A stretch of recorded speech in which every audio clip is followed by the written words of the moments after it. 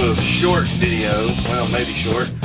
Depends on how long I ramble on. I'm already rambling, called Context, Context, Context.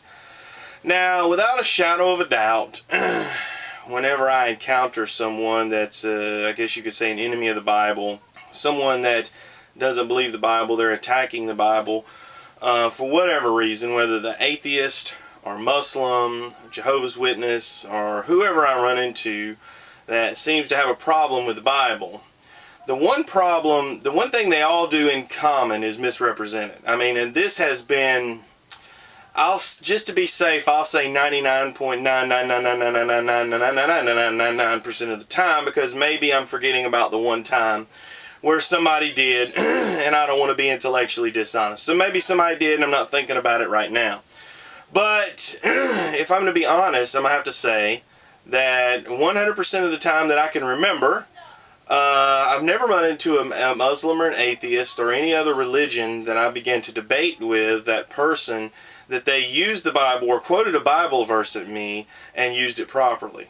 And in one area in particular, you have former Christians who really like to quote the Bible. And the problem with that is I never hear them quote it right either. And unfortunately, you have what some of us call the convert syndrome, where people that were supposedly Christians saw the light and they came out and said, it's a lie, I'm leaving. And then when you ask them, well, can you explain to me what salvation is? I was trying to live a good life. That's not biblical salvation. Ask them about the Trinity. Can you explain the Trinity to me? Well, it quickly turns into mush. These people that basically know nothing about it, but when they come out, they act like they were these big-time Christians. And they never seem to know how to interpret the Bible properly. Well, how can you say you were a Christian? That doesn't make any sense. Anyway, let me get to my point. This is what most people do to the Bible.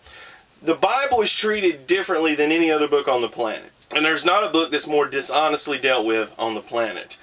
Ironically, it's been the bestseller on the planet for quite a while, until maybe recently. I don't know if that's changed. Anyway, here's an example of what people do with the Bible.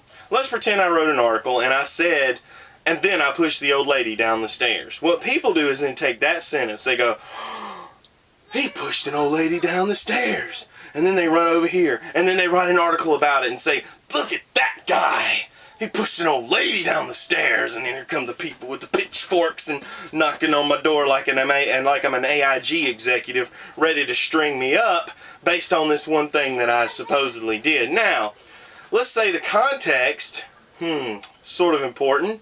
Context defines the meaning of words, how the words can be used. Even the same word can have a completely different meaning in a different context. So context is important. But let's just say, in the same context, that right before it says, and then the old lady pointed a AK-47 at me, and then I pushed her down the stairs. Oh, so now we understand why I pushed the old lady down under the stairs or whatever. So you get my point. It's very frustrating. And it's life. I'm not really complaining so much as I'm just ranting. So maybe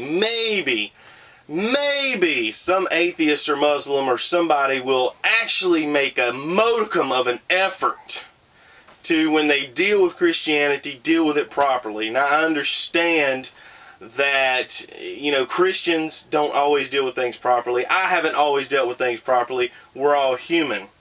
But the problem is, the Bible's out there for everyone to read. If I accidentally misrepresent, say, a scientific theory, there are hundreds of scientific journals. There's things I could have not known about and could not have possibly had the chance to know about. So, a little bit different. Whereas there's a Bible in every hotel room, well, most of them. There's Bibles in every bookstore. There's Bible stores.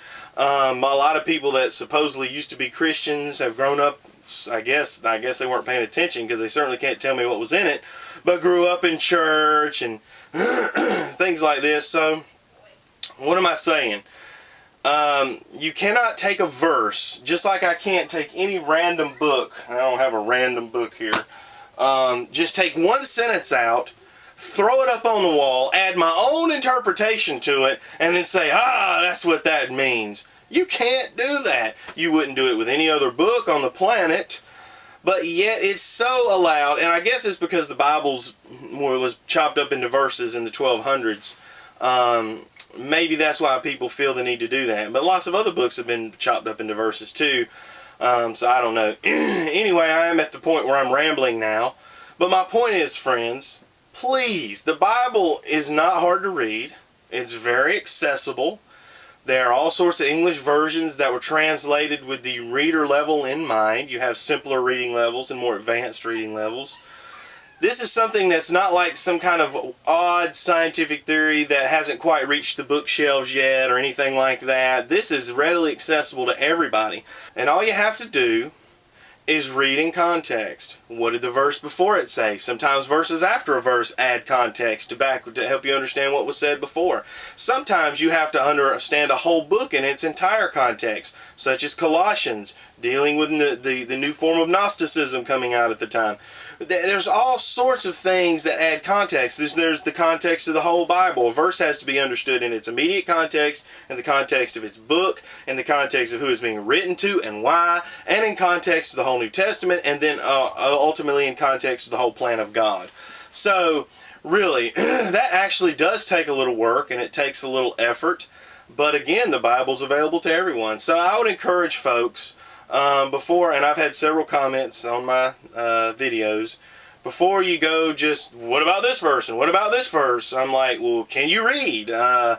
Just go read it for yourself and figure it out and stop spitting these bad interpretations and all these. Anyway, again, I'm rambling. So again, my point is, read the Bible in its context if you're planning to use the Bible in a discussion, so that you're very careful to not misinterpret it. Because some people say, well, there's so many interpretations of the Bible. Okay, so what? That doesn't mean that there isn't a right interpretation. Just because there's 10 runners in a race and 9 lose doesn't mean that the one that won didn't really win. That's basically the kind of logic you're using there. Yeah, there are wrong interpretations, just there are wrong scientific interpretations. Somebody might mishandle the Quran, or the Vedas, or anything else, or the Book of Mormon, or any other book you can think of. Anything can be mishandled. And if the Bible is the God's Word, as I believe it is, then of course you would expect some folks to be mishandling it for their own purposes.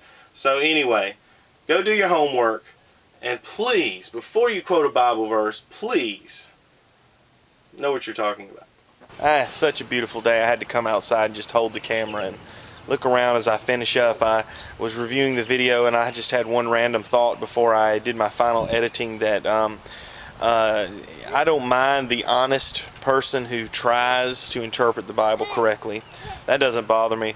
What bothers me, and let me be clear, is the people who don't try. They just go to, say, a skeptic website, and instead of evaluating the truth of what's being said, they're just getting ammunition to prove their point.